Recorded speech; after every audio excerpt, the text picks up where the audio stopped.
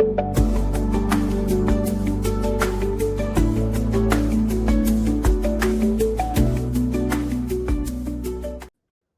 back to the Lions 24/7 podcast. I am Tyler Donahue. They are Mark Brendan and Daniel Gallen, and we are underway with Ohio State game week here in Happy Valley. A lot different in terms of the complexion of this matchup than what we envisioned back in early September, late August. Thought this would be a heavyweight matchup between a couple national championship contenders. Instead, Penn State trying to shock the college football universe as a 20.5-point underdog, visiting number 1 Ohio State. The Buckeyes have held up their end of the bargain. They are 7-0 on the season. Penn State, of course, comes out of its second bye week of the fall at 3-4, riding a 4-game losing streak. That's their first time under 500 since that 2020 COVID-shortened season. This is the largest underdog point spread that Penn State has faced since prior to the James Franklin era. You got to go back to the 2013 regular season finale at Wisconsin, which was ultimately an upset victory by the Nittany Lions. They were a 24-point underdog, knocked the Badgers out of the BCS conversation that day.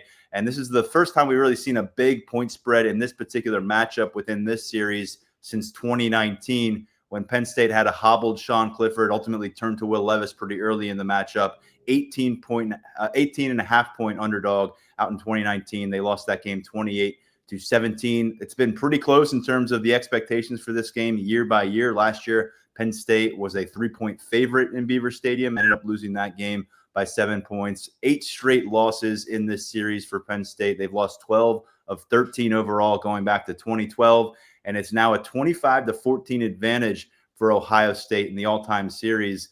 Big change in that record over the course of the last 13 seasons. Penn State has 2 wins in Columbus going back to 1978, one of them in 2008, one of them in 2011. And Mark, you covered both of those games, and you saw Penn State beat Wisconsin at the end of that 2013 season. But boy, would this be a huge moment for Terry Smith and a squad that is quite beleaguered right now. And you kind of put it up on a tee for Terry Smith today in terms of where does this team view itself entering game week, considering that huge point spread. You referenced it, 3-touchdown underdog. What do you make of Terry Smith's response, and what do you think about the opportunity that the interim head coach has with his program this week? Yeah, he joked that he couldn't talk about point spreads. I think he may not have wanted to talk about it. But, one thing I remember about that Wisconsin game was Bill O'Brien. He used some choice words to describe the point spreads, the betting line after the game. So we'll see if Penn State's somehow able to win this game. You painted a pretty bleak picture, Tyler, with all of your facts, but you're a truth teller. You're the truth teller on our staff. Yeah, I mean, what else is he going to do? I mean, it was a softball question for him. I said, do you use that as motivation? Do you not care? How do you kind of view it? And he said, yeah, we do use it as a motivation. No one thinks I'm paraphrasing, but it was, no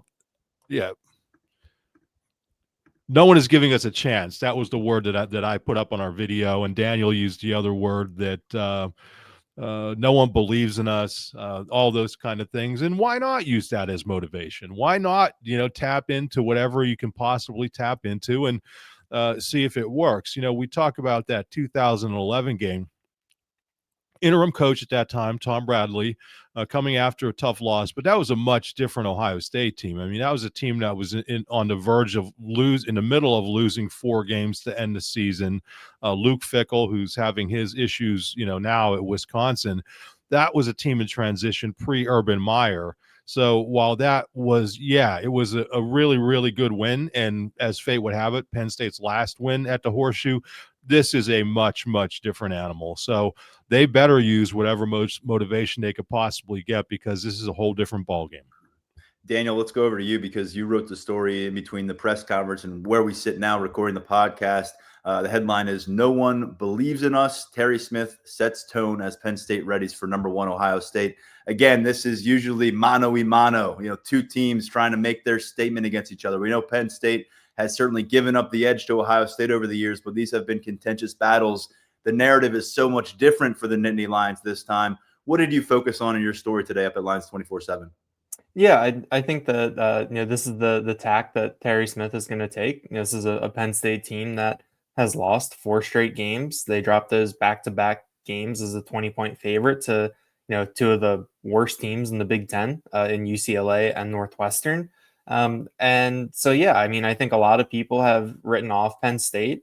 I think that, candidly, we could probably say rightfully so, where you look at where this team is, what they were supposed to be, what is even facing them to get to bowl eligibility if they want to get there. I think it was after the Iowa podcast. I mean, I said like, yeah, like it's pretty bleak when you look out there.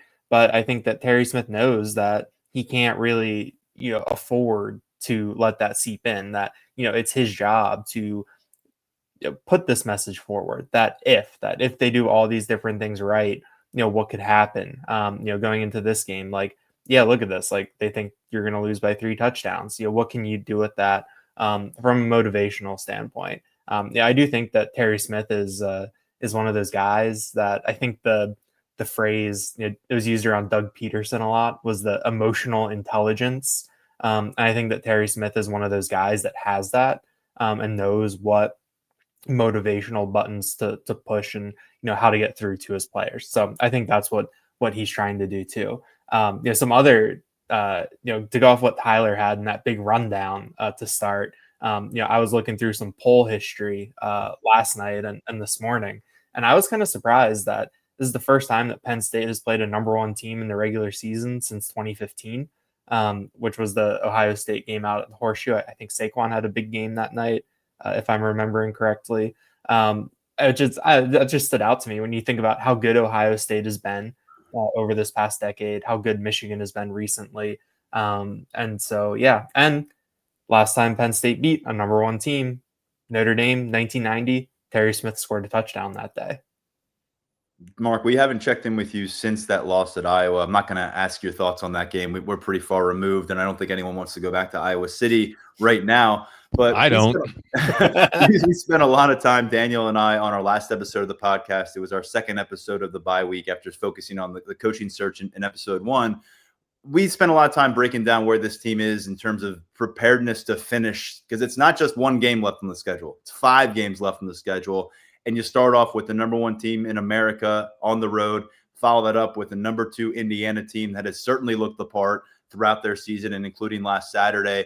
So Terry Smith, indicated it was a very productive bye week. He says he feels good about the energy inside his team right now, the leadership in that locker room. He said it's a connected group right now, which is certainly good to hear. But does that show up for 4 quarters in Columbus where it's going to be adversity once again? Mark, what do you make of what lies ahead? And I know so many fans out there are like, wake me up when a new coach comes. I don't care. It's a lost season.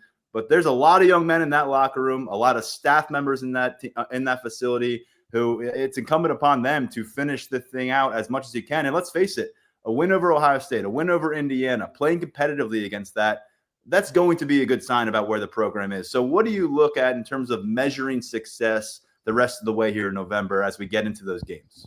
Yeah, just what you touched on. I mean, I will go back to the Iowa game because I thought it was impressive that they played with heart and they played with emotion. And, obviously they continued to make mistakes in the clutch. You don't want to see that. But that team easily could have just folded. I mean, right after everything that had gone on, and it didn't. And that's what I think I'm looking for these next couple weeks. Listen, realistically, could this team win? Yeah, but it's going to take Ohio State doing a lot of non-Ohio State things, turnovers, penalties. You look, this team, I think, has 1 turnover in Big Ten play. It's near the bottom of the Big Ten in a positive way, in fewest number of penalties in conference play.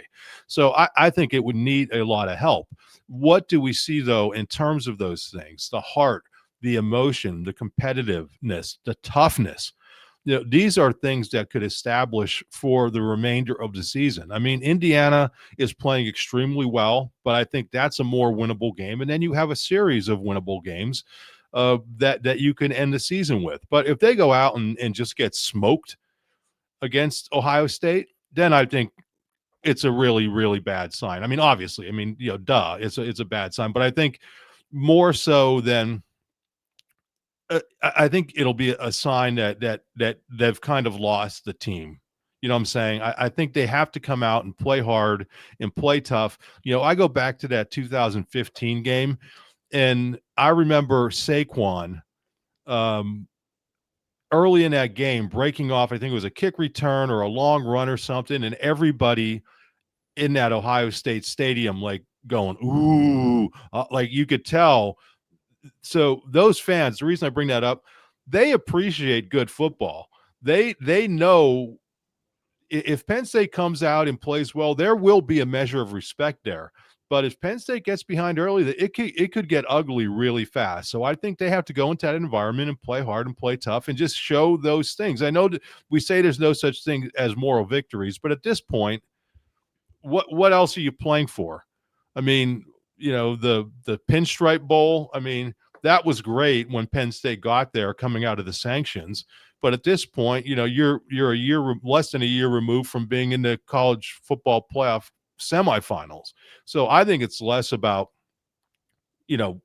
potentially getting the win. If you get it, it's great. More about how this team carries itself, how aggressive it is, how tough it is. There were 0 moral victories available for James Franklin-led Penn State team. No one was going to say you played Oregon tough, you went to overtime. That there's something to be said for that because they've seen that play out. James Franklin needed to win those kind of games. They pushed the reset button by firing him 2 weeks ago.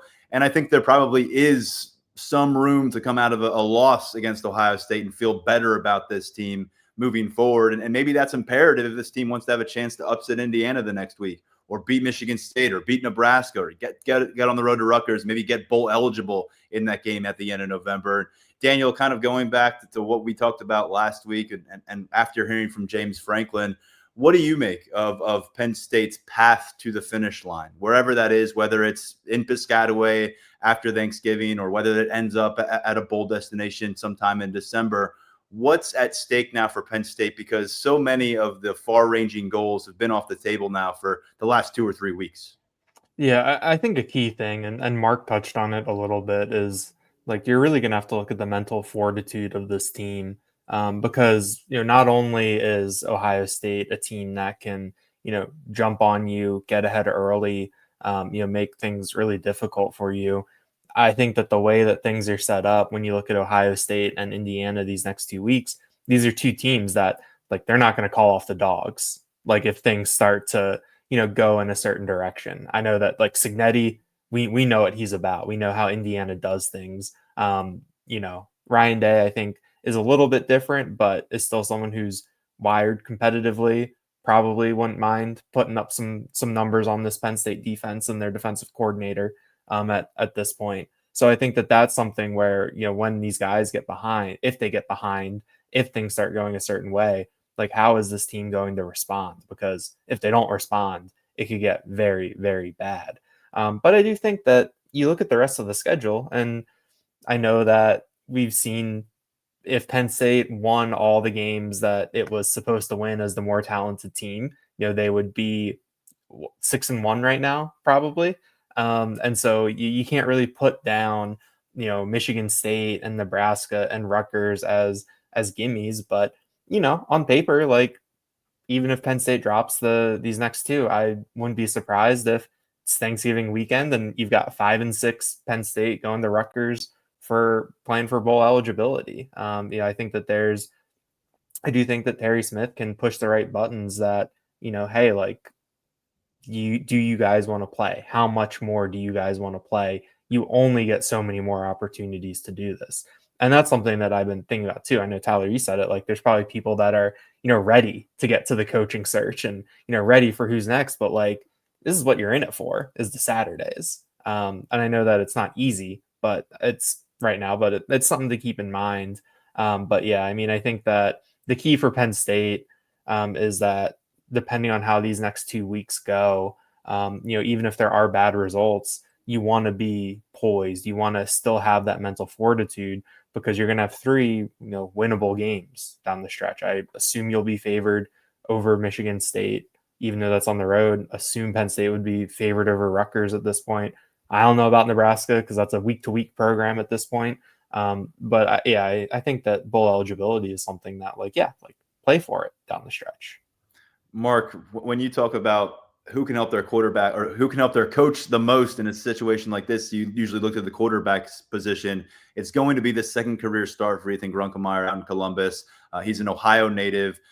We've heard a lot of good things about Ethan Grunkemeyer. We're still looking to see how it all plays out down the stretch here. Does he make a case to be the quarterback of the future here for the Nittany Lions and whoever is the next head coach? And a big opportunity for him this week. He was under 100 passing yards at Iowa. He played with some poise, I think, in key moments. Also had a pretty brutal interception deep in Penn State territory at one moment that set up some Iowa points. But I thought it was interesting when his name came up to Terry Smith today and asking what's the next step for Grunkemeyer.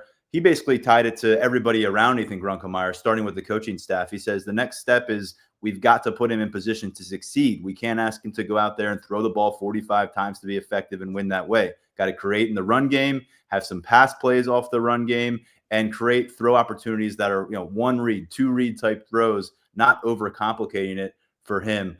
So when you kind of look back at what you've seen from Ethan Grunkemeyer so far in an adverse condition at Iowa City on that Saturday night, and then, bridging the gap to where Penn State is coming off the bye week, what do you think of the young quarterback initially? And ultimately, what do you think are the key steps for him to gain some comfort, gain some confidence out in Columbus? Yeah, a couple things. Number one, don't make the critical error. I mean, if that happens in this game, and listen, he really only made one critical error in the Iowa game. It was the second pick. The first one was effectively a punt, but just managing the game. And I know that may sound like a backhanded compliment, but I was impressed by the way he handled things. There were no communication issues. There weren't a series of false starts we saw with Roberson out there a few years ago.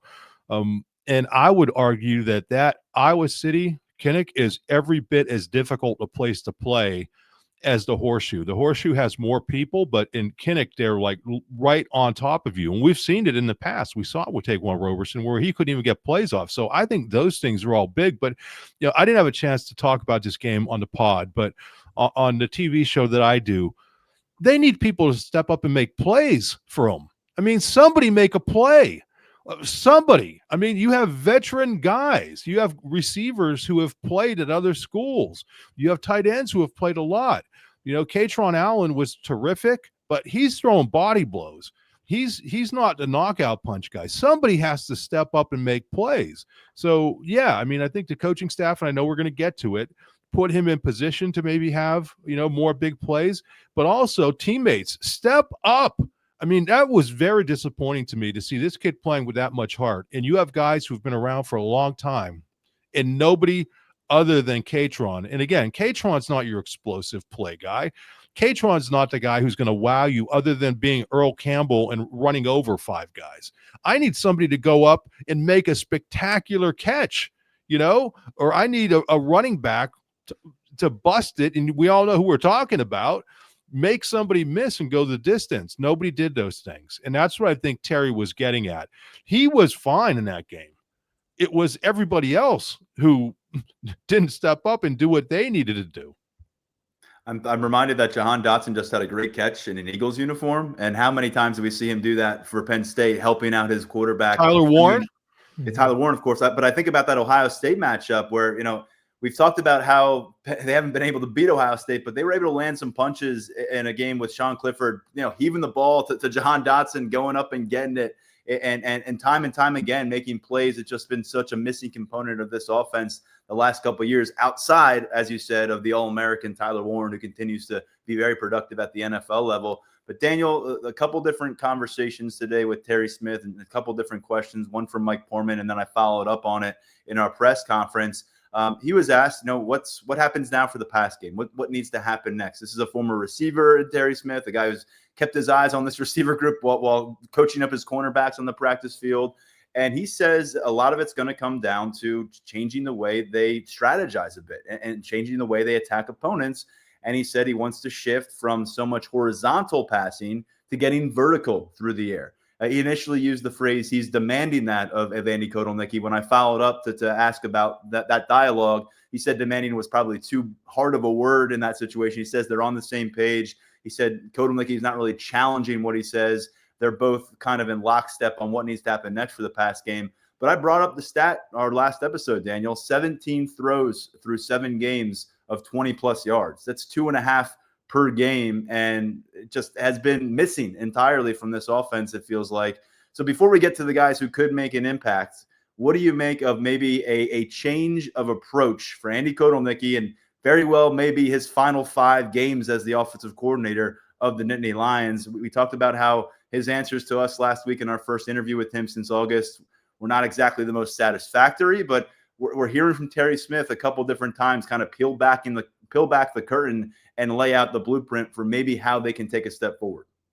Yeah, I got the chance to watch a decent amount of football on Saturday for the bye week, and I sent a text to Mark. I left you alone, Tyler, as you were having fun. But I made the comment to Mark where I was like, man, there's like every game I watch, there's probably like 1 or 2 plays that feel more exciting than anything I've seen from Penn State over the past 3 years. I know that's probably exaggerating a little bit when you think about what Tyler Warren did last year and what we've seen from Nick Singleton in times and all those things. But it's just like you watch these games and you see guys throwing it deep. You see receivers getting the ball in space, making someone miss and going for a long run. And it just feels like something that we just haven't seen, watching Penn State these past couple of years. My ears really did perk up when Terry Smith said the thing about not wanting to be as horizontal and wanting to be more vertical. I think that's something I've said a couple times, and there's Terry Smith has said a couple things over these past 2 weeks where it's very clear that he's seeing like the same things we are, which is a little bit reassuring.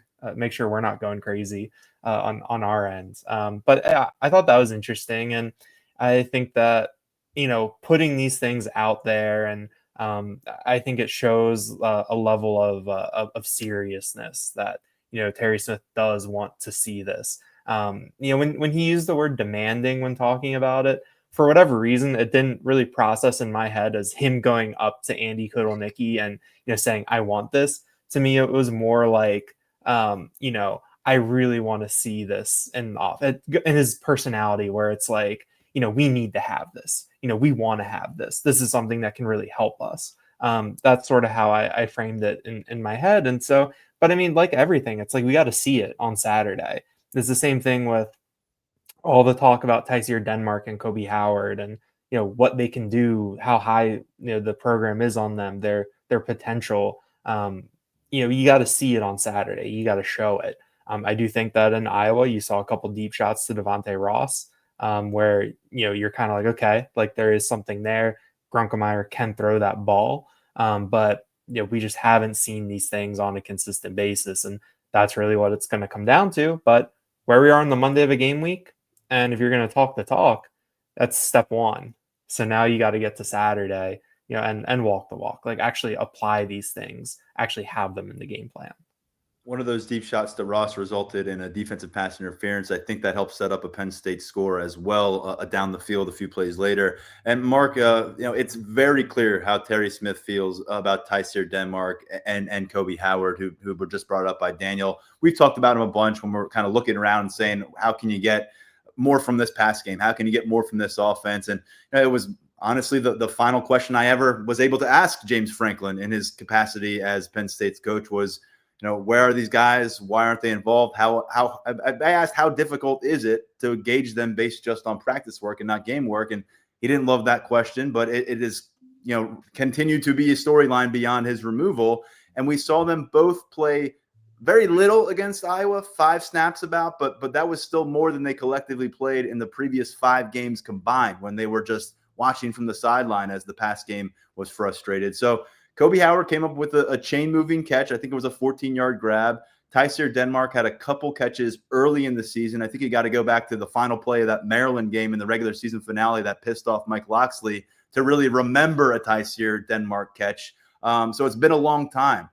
What do you think about what those two can do for the offense? Because we're not quite sure, but honestly, I think it can go a long way for trying to figure out what the pass game could look like in terms of 2026 ingredients, because those 3 transfer players, they're 1-year rentals. Kyron Hudson, Devontae Ross, Trevor Pena, they came here to complete their college careers. They're not completing it on the high note they anticipated. We'll see what they can do with the next 5 games, but I talked about Pena being under 20 yards in all these Big Ten games. We've seen a couple of these Big Ten games where Kyron Hudson doesn't get a single catch. I think Devontae Ross is the one who's really had some momentum more than the others in conference play. But how much does Penn State need an opportunity to evaluate these two, and how much do they need a chance to be evaluated?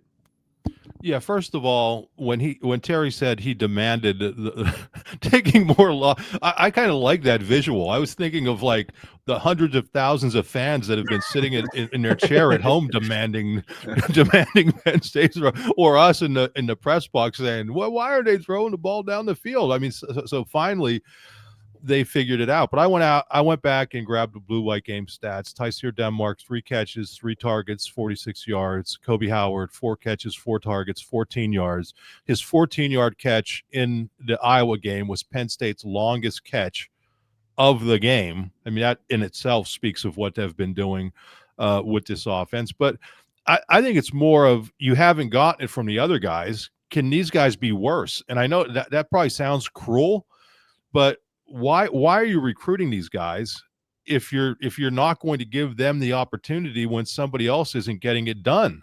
And I know we're getting to linebacker, but I mean, kind of the same thing, right? Like, at what point do you lose enough games and don't get the kind of production that you thought you were going to have? Do you give somebody else a chance? And we found out that point was after the head coach was fired, right? I mean, so how good are these guys going to be? From everything we've heard, they were both very good in camp. I guess the thing holding Kobe back was that he wasn't really good on special teams, which I still can't wrap my head around. I don't know if that's something that they were using as a carrot for him, or what the deal is. But if he's that athletic and we're hearing that good things about him, give him an opportunity. So do I know exactly what we're going to see? No, but I don't think it could be any worse than what we've seen to this point of the season.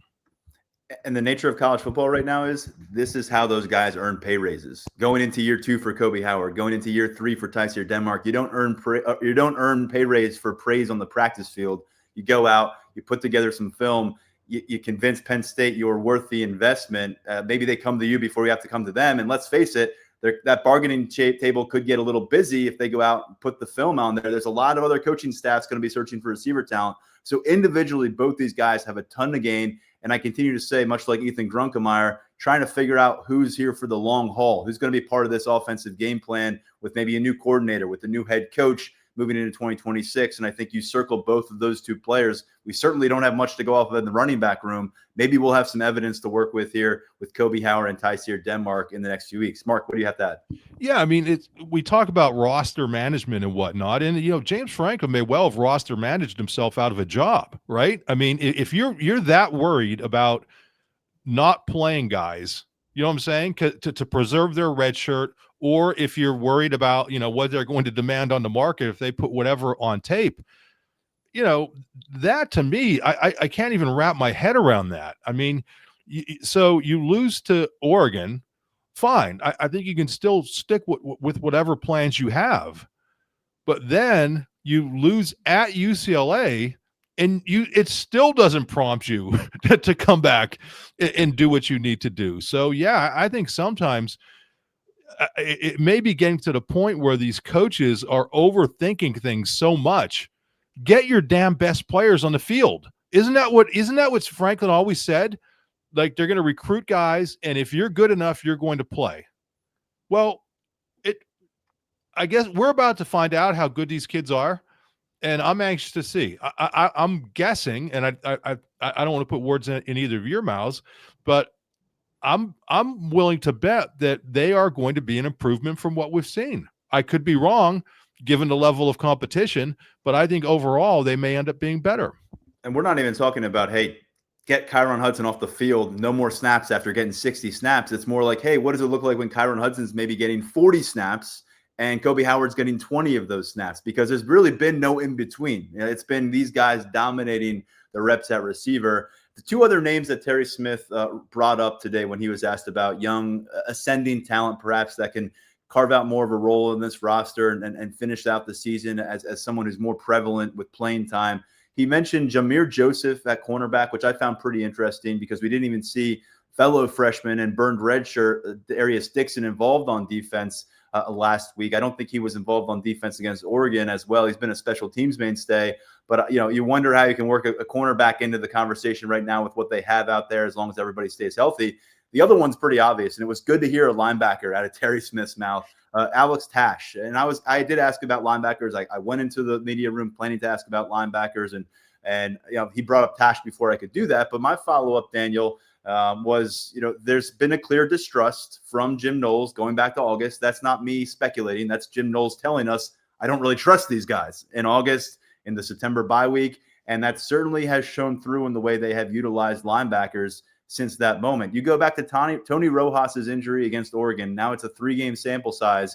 Dom DeLuca has missed 2 total snaps from defense. 99% of the snaps he has played at linebacker. Amari Campbell has missed 1 snap on defense in the last 3 games. 99%. Then you got to go down to Keon Wiley, right around 25%. He's been getting involved in some of those three backer looks and run downs. Was used a bit against Northwestern and Iowa, more than we'd seen in the past. But not a single other linebacker has played more than 1 snap in those 3 games since Tony Rojas got hurt. And so you're talking about a fifth-year senior in Dom DeLuca. You're talking about a junior in Amari Campbell who brought starting experience here. And then you're discussing Keon Wiley, who's a redshirt junior. I got no clue what exists in this linebacker room other than their names and their measurements and what we see for 15 minutes of practice each week. When I followed up, he also mentioned, did Terry Smith, that Cam Smith is a guy that they see could get an opportunity here. Kind of like I'll believe it when I see it, though, because James Franklin was pretty quick to bring up both Tash and Smith at different points this season, wanting to get them involved. It hasn't happened so far. And, Mark, you said you come out of the UCLA game, how do you not make adjustments? And you were talking about receiver. I mean, at least they scored 30-some points in that game. They were gassed by UCLA defensively, and Jim Knowles' response was, let's trot out the same linebackers and not take them off the field. And Northwestern was able to put that game away. Northwestern was able to extend drives over and over again. And then your thought process going to run ahead of you, Iowa, is, yep, still don't see it from these young players. Let's get Dom DeLuca out there, Amari Campbell out there, not take them off the field. Daniel, is this a moment at Ohio State against this high-powered offense where you just rip off the Band-Aid and say, if you got to make some mistakes, go make them in live time, learn from it, get better, maybe give us a jolt at linebacker, whether it's Alex Tash, whether it's Cam Smith. He didn't mention Anthony Specca, but they need some solutions, and you look toward the younger rung of the ladder in that linebacker room, just completely untested to this point. Yeah, I mean, we talk about not knowing much about Kobe Howard and Tyser Denmark, and somehow we know less about all of these linebackers that they have right now. Yeah, I mean, I think that like no time like the present to get these guys out there. Sort of like I talked about before the Iowa game. I didn't really expect to see any wholesale changes given the type of week that they had, how they were going about their preparation. Terry Smith referred to the bye week as a reset. And so I think that maybe this week, this is when you would hope, if you're going to see these guys, that you would see them, now that you've had 2 weeks to game plan, all the emotional stuff should be settled down, at least, a little bit or more than that. And then you can really focus on ball and who are the guys that we can put out there to help you win. Like you said, believe it when you see it. But I do think that, they have to find a solution, for that will spot. I think Amari Campbell, I think they like him at the mic. There hasn't been, anything glaring. Like, I think that he's a good player. He might have a couple limitations, but I think he's been really, really solid this year. I think the Luka part of it has been, pretty glaring in terms of teams hunting him out.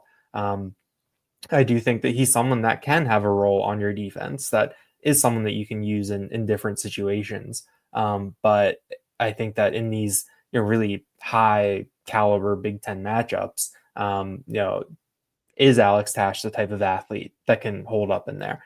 Does Cam Smith maybe have that speed to get around, even if he's on a little bit more on the smaller side? What kind of tools do these guys have that you can really utilize moving forward?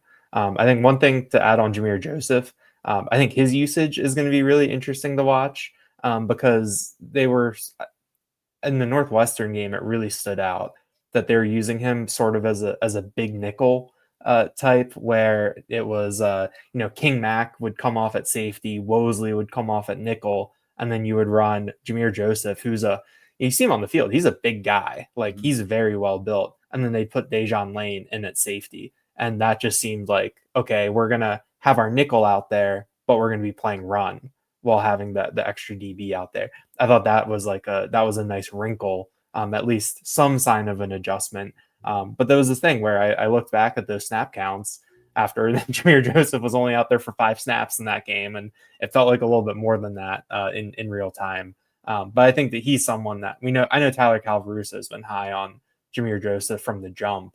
But I think that that's really intriguing to see, what else he can do as we go along, especially because we didn't necessarily have him pegged as a nickel early on.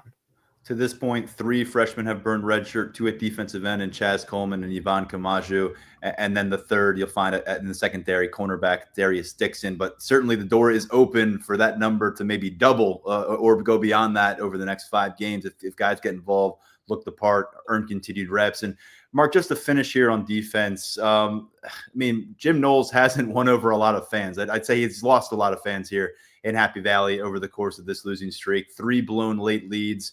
You get boat raced defensively by a UCLA squad that really couldn't score points on anybody through the first few games of their season. And now we're coming out of a bye week. There's no place to hide. He's going back to Columbus. Then he's facing an Indiana offense that seems to score 50 points a game. How pivotal is it to be able to kind of sell him being retained as a defensive coordinator, this being worthy of a multi-year investment, because it has been ugly and it has been complicated, according to Terry Smith.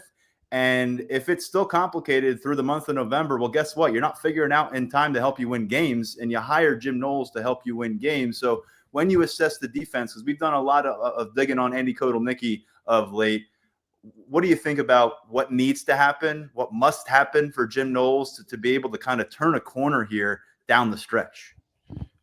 Maybe make things less complicated. I know that is a novel idea, but maybe do things that work to the strengths of the talent at hand rather than trying to coach these guys up. We're this far through the season. We did not see that at all after the first bye, and maybe some common sense came into play during the second bye, where it was less about trying to jam whatever information you can into the heads of all these players and more about making the system just more fundamental, basic. At this rate, how much worse could it be? I guess that's probably a stupid question when you're facing Ohio State in Indiana. But I just think making it so you do feel comfortable bringing a younger linebacker in there for Dom DeLuca. We know why Dom DeLuca's out there, because he's really smart, and he's probably grasped this defense as well as anybody, because he's been around forever, even though it's his first year in his defense. But he's been through multiple defensive coordinators. And so, yeah, you get why he's out there from a mental standpoint, but I just don't think physically he has the ability to do it. So to me, is Knowles good enough to adjust his defense and make it basic enough that you can still kind of be effective? I know I'm kind of all over the place with this, but it just seems to, when Terry talked about how complicated the defense is, it just drove home what Franklin was saying. It's like, okay, it's this complicated. It's not working. So how do you make it less complicated? So I think that's what I'm looking for. I'm looking for just, maybe not all the bells and whistles, but getting down there, almost like what we were talking about on offense, where, do we really need to be seeing, these trick plays and, the tight end going under center? Get back to basics. You're in a losing streak. And I think defensively, it's the same thing. Get back to basics. Terry Smith said this coaching staff has been humbled by when he said, in this industry, you lose 4 in a row, you're humbled. You got to focus on finding solutions. You got to kind of check your ego. We'll see what that means, because, again, coming out of a bye week, we wouldn't expect, I don't think anyone wants to see the exact same blueprint that led you to 4 straight losses, some adjustments against Iowa, but you want to see more of that. And a tough time to do it, but, again, there's nowhere to hide for this team. You got to play who's in front of you. And I'll just want to go back to DeLuca for one moment, because he's become a pretty popular whipping boy on our message board, on the Twitterverse, whatever you want to call it. He was really, really effective last year in his role, playing about 38% of defensive snaps. I thought he was a really outstanding supplemental defensive piece, made some key plays here and there when you had to get other guys above him a breather or go to a different scheme involving 3 linebackers. He was accountable in that role. Before Tony Ross's injury, he's at 35% or so defensive snaps. No one's really whining about him during a 3-0 start or even after the Oregon loss. To me, this is not about Dom DeLuca, because he's going to play when you tap on his shoulder and say, get in there. That's what a player's job is when the coach says get in the game. But for him to go from 35% of snap usage to 99% in Big Ten, I mean, that is not on the player in my mind. I know that's what you see in real time when the play goes wrong, but I think we got to be looking toward the booth. We got to be looking toward the sideline, the guys who get paid to put a product on the field and put players in position to succeed. That's where I'm at in that conversation. And Daniel, I wanted to kind of give you the mic here to finish off this episode before we get into some injury notes, because Drew Allar is back on campus, according to Terry Smith. He popped into his office on a Monday morning, asked if there's let me know what I can do to help the situation. Obviously, Allar is done playing in a Penn State uniform with that injury, reportedly a broken ankle suffered against Northwestern. He's had surgery on it, but good to hear he's back in the mix around this locker room again. But you had a couple pieces. One, kind of the where he lands in the leaderboard legacy in terms of overall statistics as a quarterback here at Penn State. And the other was some commentary that we heard coming out of the bye week. It was a chance to kind of refocus a bit on the fact that Drew Allar's career did end in a pretty traumatic way. And a lot of people in that building had some thoughts about it. To be honest, we had to put that on the back burner because his head coach was fired the very next day, and it just wasn't a key topic of conversation. But I want to pass you back the mic. You have a couple things up at Lions 24/7 from the past 3 or 4 days on Drew. What do you want to relay in podcast form? Yeah, it was, I think, nice to use the bye week to sit back a little bit and look at the totality of Drew Allar's career at Penn State. I think he committed my first week on the beat, or my second week living in Happy Valley in March 2021. And so, he's someone that I think we've all known a lot about, tracked a lot.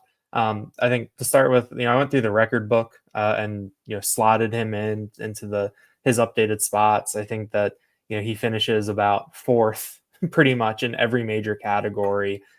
He's behind McSorley, Clifford, and then it's a case by case basis on some of the other ones where Hackenberg is ahead of him in some categories. I think Darryl Clark is ahead of him in some. But I think that it shows that he slots in as one of the better quarterbacks in Penn State history. I think that if a combination of if he finished this year and also if maybe he's playing in maybe a little bit different style of offense or has some different pieces around him, I think those numbers look a lot different. And he does have a good case for to finish maybe 2 or 3 in some spots. That Sean Clifford is number 1 in a lot of the counting stats as a 4-year starter, 6-year guy. Tough to catch those. But I think the one thing though that stood out is that, and it kind of makes your heart hurt a little bit, is that it's really hard to pick out those signature moments for him. And I think that is going to be a thing that down the road, I think people are going to look back fondly on the whole, but when it comes to picking out individual moments, it's going to be hard, I think, for some people to find those highs. And I think that, his lows just were so public and so obvious that, it's a interesting career, I think, to look back in retrospect. But the one thing that I think tracks with what Terry Smith said about, him being back with the team, after, getting his medical work done and, wanting to be there to help. I mean, that fits in with what everyone said after his injury. What Pat Kraft was saying, what we heard from Dom DeLuca, from Nick Dawkins, from Andy Kotelnicki last week. Like, I think that he's someone who had a lot of respect in that building. Even if things on Saturdays didn't necessarily go well, or, there might've been some issues there, I think that he was someone who showed up to work every day. He told us the one time on the one call how long he was in the Lash building every day, doing that preparation, trying to get ready. So I think that it was kind of nice to sit back, take stock, because it's not every recruiting cycle that Penn State is going to have the 5-star number one quarterback in the class come to town, especially one who had more of a unique background where he's not one of these kids that's been playing the position since they were in 4th grade and everything has been building to this point. He took a little bit of a different path. So it was interesting exercise. And I felt like that, it's kind of our job as covering the team is to not really let that get overshadowed by coaching search. I do have one other comment on Dom DeLuca, Tyler. I think that he deserves a lot of credit where we've talked to him, I think maybe almost probably the most of any player in the past month. And he's been out to talk to us after UCLA, after Iowa, and then on Zoom after Franklin got fired. So he's someone who has been, out front and center, taking some pretty hard questions and pretty pointed questions. And I think that he's, handled himself, really well, as what you would expect from a, 5th-year, three-time team captain. And that's been very appreciated.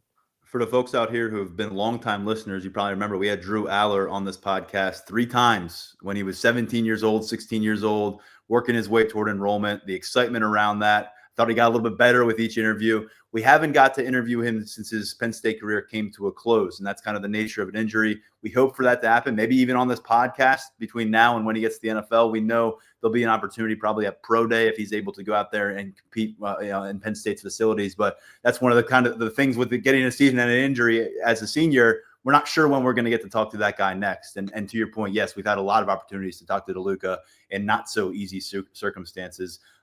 When we get to the injury issues, I just want to kind of give a few updates here. Zariah Fisher expected to be able to go against Ohio State. That's good news considering his lengthy injury history. He's played a lot of football for this team as a starter opposite of Denai Dennis Sutton. He was injured, sidelined on the road at Iowa. And so it sounds like he'll be good to go against the Buckeyes. Nothing new from Terry Smith on Jalen Harvey because he wasn't specifically asked about, but the second-string defensive end was out for the Iowa game. Last week, Terry Smith talked about monitoring his situation, expected to have him available again at some point, but didn't really give us a timeline there. Benga Ioane, this is big news for Penn State's offensive line. He is expected to play against Ohio State. Remember, out at Iowa, that was announced 2 hours before kickoff.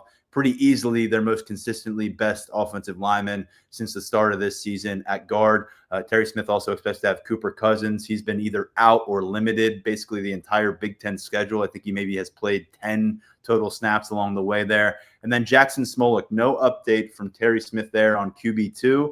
Not only was he the backup quarterback at Iowa, but he played his first game since September of 2023, handled some carries, got involved as kind of a change of pace in the offense. Not sure if he'll be able to go against Ohio State. We'll be back on the practice field Wednesday afternoon into the evening. We'll let you know if he is indeed out there going through the practice motions with his fellow quarterbacks. But we do expect to see Beckham Kritza involved there, as Terry Smith told us last week and reaffirmed today. They do have Beckham Kritza available now, freshman, bit of a project. He didn't throw any passes in the blue-white game, so we really have very little to go off of him as going back to our prospect camp look in 2024 when that was, I guess. And so he could be QB2 potentially, which is a bit of a scary thought, but Beckham Kritza may get an opportunity here to work with the varsity down the stretch of his freshman campaign at quarterback. Guys, I think that's going to do it for this episode. Anything that either of you want to add to the conversation? We're back with another midweek episode. We'll have Patrick Murphy on from the Bucknuts to talk about Ohio State perspective. And we'll get Tyler Calvaruso on to talk about what has not been a great time for Penn State recruiting, but we got to address some of those developments. Either of you have anything to add here before we say goodbye?